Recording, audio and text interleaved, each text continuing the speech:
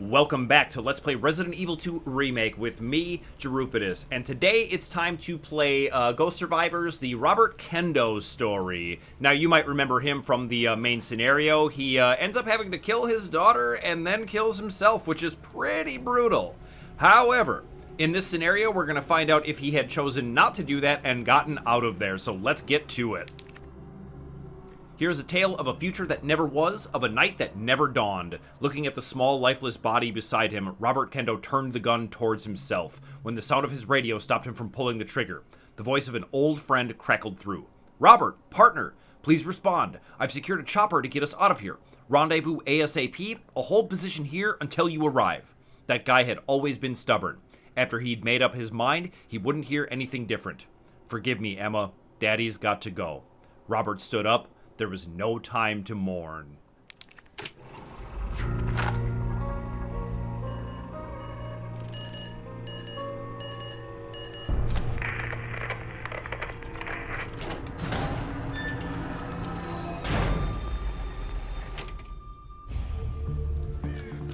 And this one is also very, very hard. It's harder than the last one, as you can tell by the 3-star rating. But let's check out this thing, the police radio recording.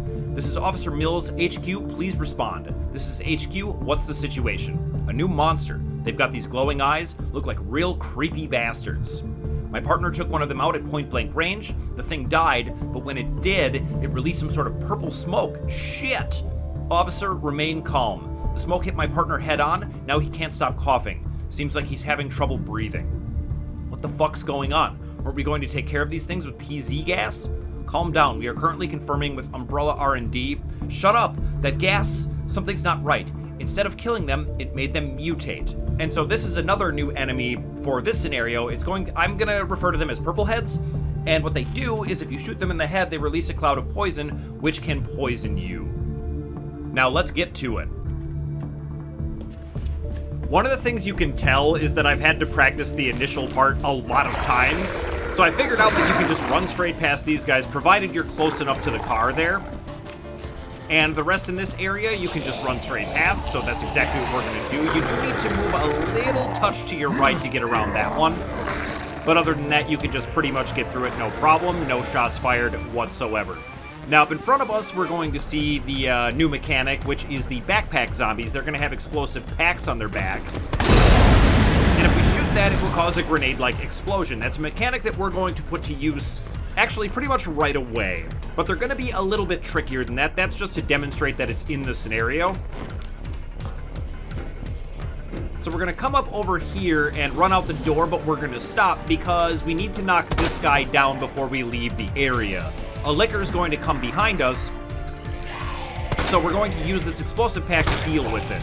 But you need to let this guy walk up a little bit to have the proper amount of distance between yourself and the licker and the pack, so you don't hit yourself with the explosion. That's the part that you will probably have your most restarts doing. Now we're going to kneecap this one. The reason to do that instead of kill him is that if you kill him, it will instantly awaken everything in here. And we want these guys to wake up when we come around the corner, not before we get to the room. But if you kneecap them, you can get through that just fine. And now we're going to have the backpacks similar to the first Ghost Survivor scenario. These are going to have ammo drops and things like that. You want to be careful with that guy because he's a purple head. And with one bullet, he will shoot his poison gas. Here we're going to combine all our gunpowders and just make a bunch of shotgun shells. The shotgun is the most useful for kneecapping. There is a Magnum in a vending machine later that you could possibly make Magnum ammunition for, but I'm going to rock with the shotgun for this. Now this hallway you can just run straight. However, I bump into this guy here, and that slows me down a little bit, which makes me nervous. So I'm going to kneecap both of these. Technically, you only need to kneecap the last one if you put enough distance between yourself and the second to last one and the last one. You can kneecap the last one and get past him without the second to last one grabbing you. Now we're going to go ahead and grab this vending machine. I'm going to take the flash grenade just in case I make any mistakes, and believe me, I'm going to. Now we want to come all the way down the stairs. You're going to see a bunch of downed ones in this room, and if you get too close to the elevator, they're all going to wake up. So what we're going to do is very patiently just hang out here until Mr. Backpack comes down the stairs. And he really, really likes to take his sweet time. And he takes an incredible number of leg shots to go down. He is just the worst. I don't like you, Mr. Backpack. Come on over here. Let's count the shots. 1, 2, 3, 4, 5, 6, 7 handgun bullets to knock him down. Now let's activate everyone and get up the stairs. This part can be very touchy because when you kill all the purple heads, they're going to release a bunch of gas, and it really likes to poison you even though you're kind of up above it. And for some reason, this time, it didn't kill all of them. It left the backpack guy, who is, of course, a purple head. And believe me when I say, if you get poisoned in this, you have 1 blue herb to not immediately end your run, but poison is incredibly devastating. It makes you start coughing so that you can't shoot properly. You may as well just restart. There's no point in even dealing with it. Just start it over. Now I'm going to make sure I'm nice and reloaded for this next part. But the run is going very well so far, but believe me, that's going to change. Now we get a nice handy-dandy vending machine right here. I'm going to take a greener, but I probably should have taken a blue. Having an extra blue herb on you is nice because that means if you get poisoned, your run isn't immediately over. You can actually make 2 mistakes. So it's probably best to just take 2 blues, but they take up extra inventory space, which can be a problem for this part right here. I got really lucky and critted that guy. This guy goes down in 1 bullet, and he's going to give me that backpack. Now, I need 2 inventory slots here because the backpack is going to have a spark shot in it, so I just discard 1 handgun bullet. Usually by this time, you will actually naturally have 2 slots available for the spark shot, and I'm just going to use the spark shot to kill these 3 because why not? There are definitely different ways of going about this. There is a vending machine later that's going to have needle cartridges, so you could technically save these to deal with things in a different way, but this is the way I do it. Because inventory space is really at a premium, so I'd like to discard this as fast as you can. And I don't know if I've mentioned this already, but in these scenarios, you can actually discard weapons to make more inventory space. It's kind of the, fun arcade nature of it. We're just going to do some kneecapping, because the guy behind me is going to be coming my direction any moment now. Let's go ahead and grab all that gunpowder and combine up these shells. And now this section here requires a very specific technique. I don't know how people figure this stuff out, but it does seem to work. So we're going to make a really tight U-turn, and that's going to let us get to the vending machine without activating the enemies in this room. And I'm going to take a hand grenade just in case I make a mistake, and I'm glad I do. I'm trying to quick 180 there, but it just won't happen. Finally came out. Cool. So what we're going to do is get to about the edge of this thing, and then we're going to walk backwards and listen for the adult G. As soon as it roars, run past the zombie, immediately turn around, headshot him, and then run. If that all goes right, you'll be able to stun the zombie and get past the G without him grabbing you. It oftentimes does not, but that's a look at it actually working.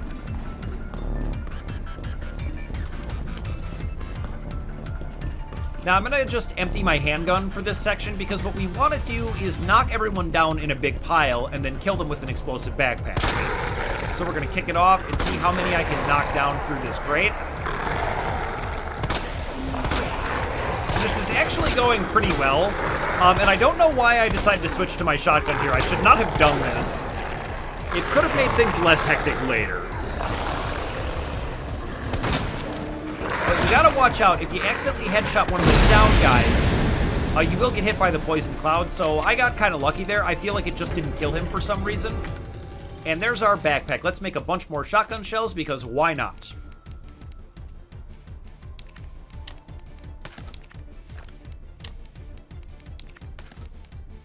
And this is what I mean when I say inventory space is at a premium. But I can combine these shells, the 2 piles, the 5 and the 2 together, and get enough space for that large gunpowder, which I'm gonna want.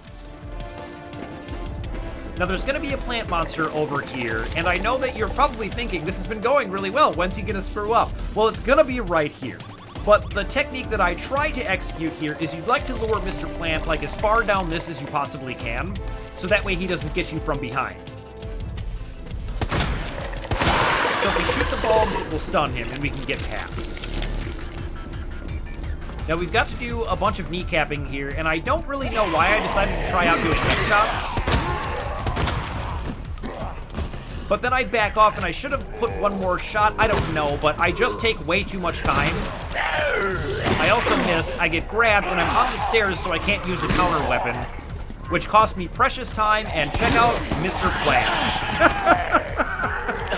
Fortunately, I've got that flash grenade, and I decide to shoot him to have it go off, but that doesn't stun the one on the ground, so I get grabbed there too. But I decide I'm just going to keep going with the run. You know what? I've restarted the early section so many times, I'm just going to try and get through this. And I do think that... Oh, and I get hung up there. That's just the worst, and then I get grabbed. But I think that the way this one ends made it worth sticking with. So we're going to run all the way down here and grab Mr. Backpack. I decided to use my heal. That may have been a mistake since I'm not poisoned. Almost tried to take a shot with no bullets in my shotgun. That would have been embarrassing, but fortunately I realized and reloaded. Let's combine these up, and we are actually very light on shotgun shells. You'd like to have more shells than this. If I had gotten grabbed there by Mr. Poison, this run was over. But I didn't, so we can continue. Basically, the remainder of this is going to be just a series of zombies that never ends. And I tried to use the rest of my handgun bullets to try to kill somebody. If he had popped his head there, this run was over. And now I can tell that this one is getting closer, so I'm going to run over and try and deal with him. But what I should have done is advance, but we're okay. And so here, I'm about to get bit by Mr. Purple. But another one interrupts the poison. If I got poisoned there, the run's over. But we're totally fine. We're going to keep on going. And we have exactly 17 shotgun shells for this section, which is exactly enough. We have to shoot the bulb there to stun him. 16 shotgun shells remaining. I really, really can't believe this succeeded. So we're going to kneecap everybody. Can't believe I didn't get grabbed there, but we're fine. Let's keep going. And there's an adult G over there, but don't worry about him. He's never going to bother you. Now, this is a hallway that is just absolutely full of zombies. I'm looking at my inventory, like, is 14 shotgun shells enough? The answer is yes. But it is exactly. He went down in one shot, and I'm just gonna... I'm just gonna marvel that this actually worked out. The main thing to know is that you don't want to go around the corner because that's going to activate everybody at the same time. If you hide over here, they'll kind of come out one at a time. And I'm trying to headshot because if I manage to actually kill them, that's just one less shotgun shell I have to use, but it doesn't exactly work out. But look at how many there are. That purple cloud was awfully close. I probably would have tried to just get through it. And I know that I need one shotgun shell to go around the corner, so I'm going to spend this one, and then we're just going to go. And all we've got to do is shoot the bulbs on the plant, and we are home free with 0 bullets to our name. This one is definitely difficult, but it's a little bit more forgiving, I would say. And that's the end. Robert Kendo got out alive and met his mysterious friend with the helicopter. It must be nice to have friends that have helicopters.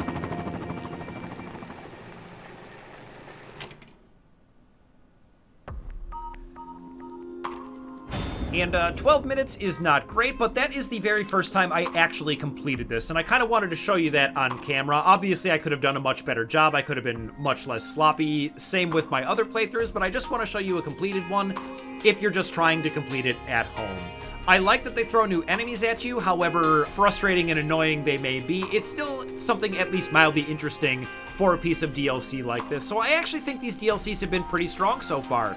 There's one more after this. It's going to be the hardest one of them all, so stay tuned for that. But I'm all out of time for today, so thank you so much for watching, and I'll see you in the next video.